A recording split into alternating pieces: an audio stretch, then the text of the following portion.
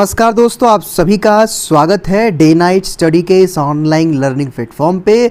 दोस्तों, इधर बीच लगातार आप सभी की क्वेरी आ रही थी, लगातार आप लोग व्हाट्सअप कर रहे थे, कॉल कर रहे थे और आप लोग पूछ रहे थे कि सर मेरा CUET में इतना नंबर है तो क्या मुझे BHU कैंपस मिल जाएगा, या फिर BHU कैंपस को लेने के लिए मेरा BA में कितना मार्क्स होना चाहिए, BSc में, मैथ्स में, बायो में, AG में, BCom में या BA LLB में मेरा मिनिमम मार्क्स कितना होना चाहिए।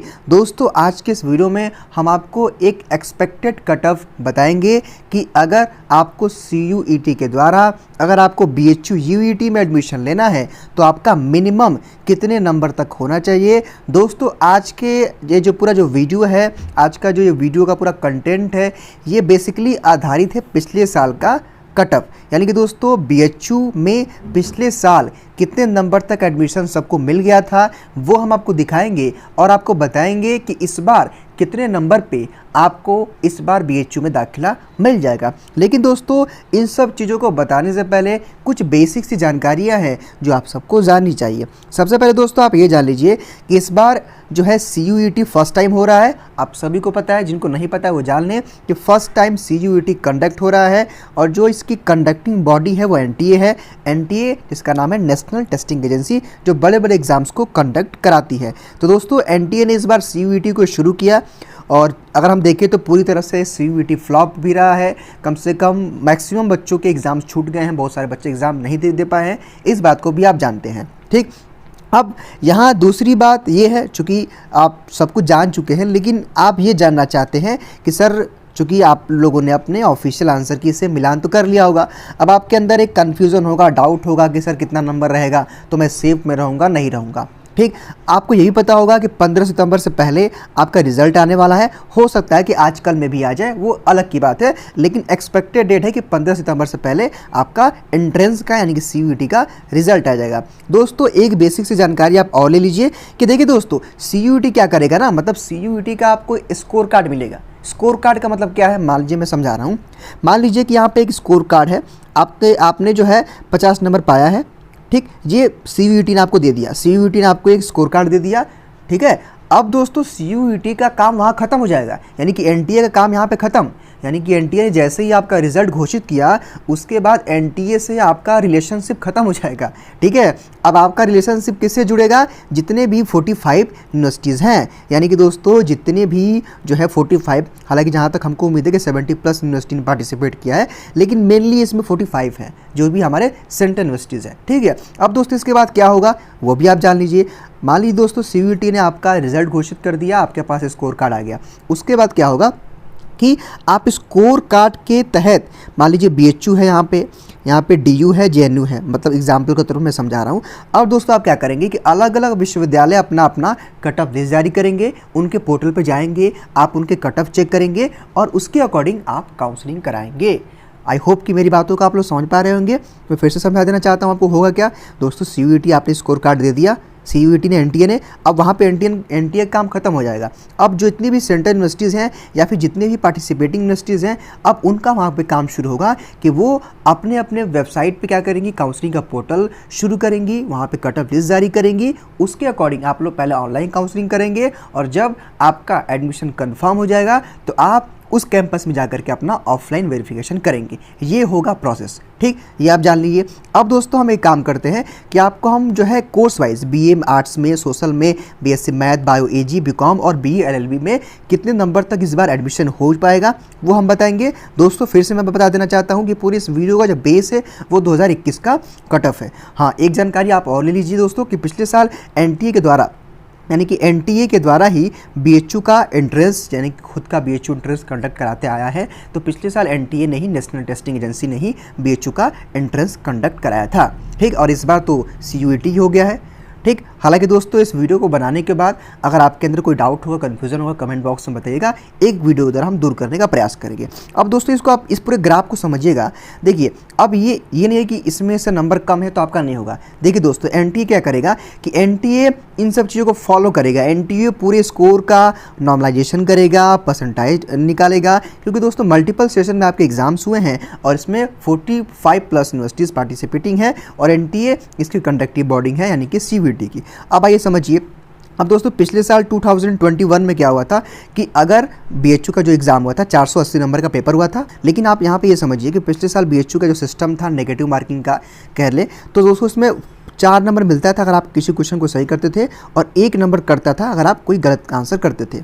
ठीक, अब दोस्तों इसमें सीयूटी में क्या सिस्टम है कि आपको +5 नंबर मिलता है अगर आप सही आंसर टिक करते हैं और आपका -1 कट जाएगा अगर आप गलत आंसर करते हैं। ठीक है, अब देखिए दोस्तों पिछले साल क्या हुआ था कि 480 में से जिन भी छात्रों का मतलब मिनिमम मेन कैंपस के लिए मैं समझा रहा हूँ कि अगर जिनका भी 200+ मार्क्स था उनको बीएचयू का मेन कैंपस आर्ट्स फैकल्टी में मिल गया था। हालांकि दोस्तों 10 नंबर 5 नंबर एमएमबी जो महिला महाविद्यालय है जो कि आपके बीएचयू का एक कैंपस है, बीएचयू का एक पार्ट है, उसके बाद डीएवी कॉलेज है, 2-4 और कॉलेज है जिसमें दोस्तों मिनिमम 10 नंबर 5 नंबर कम रहता था। ठीक है, अगर मैं डीएवी की बात करूँ तो दोस्तों डीएवी में जिनका 180+ मार्क्स भी था ना उनको डीएवी कॉलेज मिल गया था जो बीएचयू का एक एफिलिएटेड कॉलेज है। ठीक, मेरे कहने का मतलब क्या है कि पिछले साल 480 नंबर में जिनका 200 के आसपास मार्क्स था उनको मेन कैंपस मिल गया था, जिनका 5 नंबर कम है 10 नंबर कम है उनको बीएचयू का 10 नंबर 20 नंबर जिसका कम था उनको बीएचयू का एफिलिएटेड कॉलेज मिल गया था। हालांकि दोस्तों मेन बच्चे जो है मेन कैंपस ही चाहते हैं, जिनका मेन कैंपस नहीं होता वो छोड़ भी देते हैं। ठीक है, हाँ एक चीज़ और है दोस्तों कि बीएचयू में महिलाओं के लिए छात्राओं के लिए सीट ज़्यादा है क्योंकि कई सारी महिला मतलब एक तो आपका मेन कैंपस भी महिला महाविद्यालय है और एएमपीजी भी है, मतलब 2-3 कॉलेज ऐसे हैं जो स्पेशली महिला गर्ल्स ही पढ़ती हैं बीएचयू में। ठीक है, चलिए उसके बाद मेरी कहने का मतलब आई थिंक आप समझ पा रहे होंगे। चलिए उसके बाद दोस्तों जो है बीए सोशल साइंस में क्या हुआ था कि जिन भी छात्रों का 480 में से 205 नंबर 210 नंबर या फिर ये कह लें कि जिनका भी 200+ मार्क्स था उनका बीए सोशल साइंस में एडमिशन हो गया था। अब दोस्तों इसका बताने का पर्पज़ क्या है मेरा, ये आप समझिए कि अब यहाँ पे आपने 480 नंबर में से कंपेयर किया था तो यहाँ पे आप 500 नंबर में से कंपेयर करेंगे। समझ रहे हैं आप लोग, ये आपको करना है। तो दोस्तों ये एक्सपेक्टेड रहेगा, आप इसको देख के समझिए पूरे ग्राफ को। चलिए फिर देखिए अब बीए सोशल साइंस में क्या था कि चूँकि मैंने बताया आपको कि बीएचयू का कई सारा अलग अलग कैंपस भी होता है जो कि महिलाओं के लिए छात्राओं के लिए ज़्यादा है। तो अगर आपका मान लीजिए 180 नंबर 185 नंबर 190 नंबर था तो आपको डीएवी कॉलेज या बीएचयू का महिला महाविद्यालय हमारी छात्राओं के लिए या फिर और जो 1-2 कॉलेज हैं उनको मिल जाता था। लेकिन अगर आपको मेन कैंपस चाहिए तो पिछले साल 205 नंबर तक कट ऑफ गिरी थी जिसमें मेन कैंपस में बीए सोशल साइंस में एडमिशन हो गया था। ठीक है, तो यहाँ से आप इसको गेस कर सकते हैं। इस पूरे ग्राफ को समझिएगा कि अगर पिछले साल 480 मार्क्स का हुआ था तो इतना गया था, तो अगर 500 का है तो इसी के आसपास इस बार भी एक्सपेक्टेड कट ऑफ आपके बीए आर्ट्स और सोशल साइंस के लिए जाना चाहिए। हालांकि दोस्तों चूँकि आप जानते ही हैं फर्स्ट टाइम सीयूईटी हो रहा है तो संभावनाएं कुछ भी यहाँ पे कहीं नहीं जा सकती हैं, घट या बढ़ सकता है। ठीक है, अब हम बीएससी मैथ्स की बात करें तो बीएससी मैथ्स में क्या था कि 600 नंबर का पेपर था। ठीक है, 600 का पेपर था और 240 नंबर जिनका भी था या फिर 240+ जिनका भी मार्क्स था उनको मेन कैंपस बीएचयू का मिल गया था। और इसके आसपास देखिए अब ये जनरल कैटेगरी के हिसाब से हम समझा रहे हैं, बाकी अगर आपका ओबीसी है, एससी है, एसटी है तो कुछ ना कुछ आप जानते ही हैं कि अंतर रहता है, नंबर जो है कम ज़्यादा हो सकते हैं अगर आप अदर किसी कैटेगरी से बिलोंग करते हैं। ठीक है, तो मेन कैंपस के लिए यहीं गया था तो इतना, अगर जिनका भी 240+ मार्क्स था उनको जो है बीएससी मैथ में उनका एडमिशन हो गया था। और उसी के आसपास भी है क्राइटेरिया, आप जानते ही हैं कि सीयूईटी भी 6 मार्क्स का, चूँकि बीएचयू ने यही तो कहा है कि हम पीसीएम यानी कि वो 3 सब्जेक्ट के ही बेस पे तो आपका ले रहा है एडमिशन। ठीक है, तो उस तरह से है। आप बीए में जानते हैं कि बीएचयू ने कह दिया कि हम जनरल टेस्ट लेंगे और लैंग्वेज लेंगे, तो उसके हिसाब से आप लोग काउंट कर लीजिएगा। ठीक है, चलिए उसके बाद अब हम बीएससी बायोलॉजी ग्रुप की बात कर लेते हैं। अगर बीएससी बायोलॉजी ग्रुप में क्या था पिछले साल, जिनका भी 250+ मार्क्स था उनका आसानी तरीके से मेन कैंपस में एडमिशन हो गया था।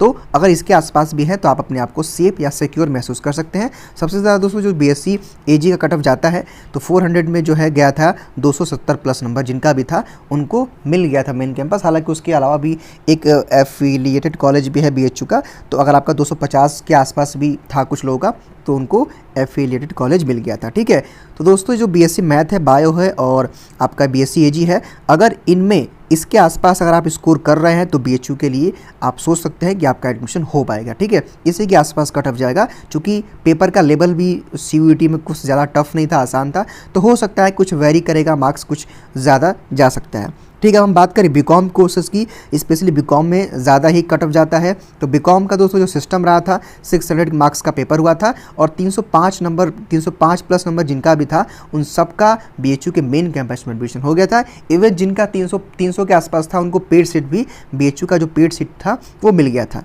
ठीक है, तो अगर आप इसके आसपास भी स्कोर कर रहे हैं, 700 में से आप जो है इसको कंपेयर कर सकते हैं, तो आप अपने आप को बीएचयू के लिए सेफ स्कोर कह सकते हैं। ठीक है, हालांकि जिनका कम नंबर है उनको घबराने की ज़रूरत नहीं है, फर्स्ट टाइम सीयूईटी है तो कुछ भी होना संभव है, इसको आप लोग ध्यान रखिएगा। फिर बीए एलएलबी की अगर हम बात करें तो इसमें आपका जो है 410 नंबर गया था हाईएस्ट मार्क्स, यानी कि 410 नंबर, 410 प्लस या फिर 400 प्लस जिनका भी था उनका एडमिशन बीएचयू के मेन कैंपस में हो गया था। तो आप 600-700 में से जो है कंपेयर कर सकते हैं, इसी के आसपास अगर आपका मार्क्स आ रहा है तो आप अपने आप को सिक्योर महसूस कर सकते हैं बीएचयू के लिए। ठीक है, हालांकि दोस्तों इस बार मैंने बताई आपको सबसे पहले ही कि सीयूईटी फर्स्ट टाइम हो रहा है तो पॉसिबिलिटी कुछ भी हो सकती है, लेकिन हमने आपको ये बताया कि पिछले साल इस बेस पे एडमिशन बीएचयू में हो गया था। अब दोस्तों इस बार क्या होगा, जो कि मैंने आपको बताया है कि एनटीए इन सब चीज़ों को फॉलो करेगा, आपके स्कोर को नॉर्मलाइज करेगा। ठीक है, परसेंटेज उसका निकालेगा, परसेंटाइल जो भी होगा, मल्टीपल सेशन में आपसे एग्जाम्स हुए हैं, आप ये भी जानते हैं, और इसमें 45+ सेंट्रल यूनिवर्सिटी पार्टिसिपेट कर रही हैं।